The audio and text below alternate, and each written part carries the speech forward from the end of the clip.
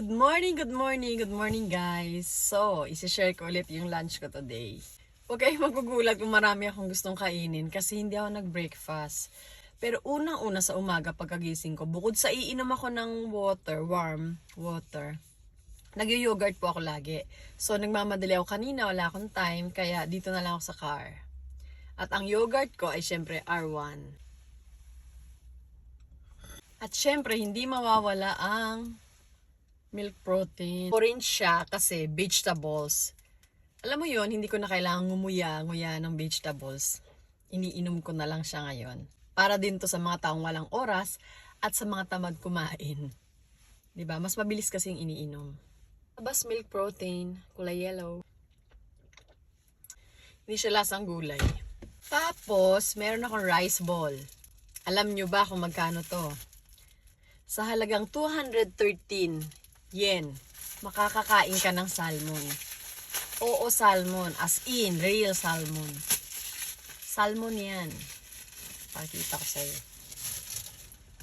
Diba? O, diba? Sa unang kagat pa lang, kitang-kita nyo na yung salmon. Diba? For 218 yen. Tapos, syempre, meron akong karagi ko.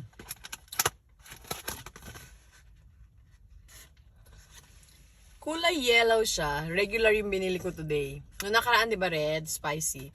Ngayon, regular. Meron siyang 5 laman. Huwag niyo kakalimutan yung toothpick nandito. Ganito yung itsura niya.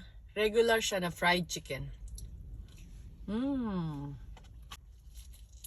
Tataka kayo bakit ganito lang. Hindi po talaga ako mahilig sa rice. Okay na sa akin to. Tapos yun, protein nga ako. Tapos may fried chicken. Diba?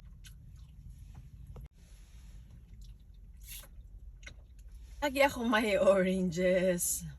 Lagi ako may oranges. May baon ako lagi. At syempre, tapos kung kumain, meron akong toothbrush. Kaya, tara na ulit. Work na ulit. May wet tissue din ako. So, ready na ulit ako magtrabaho. Work, work, work!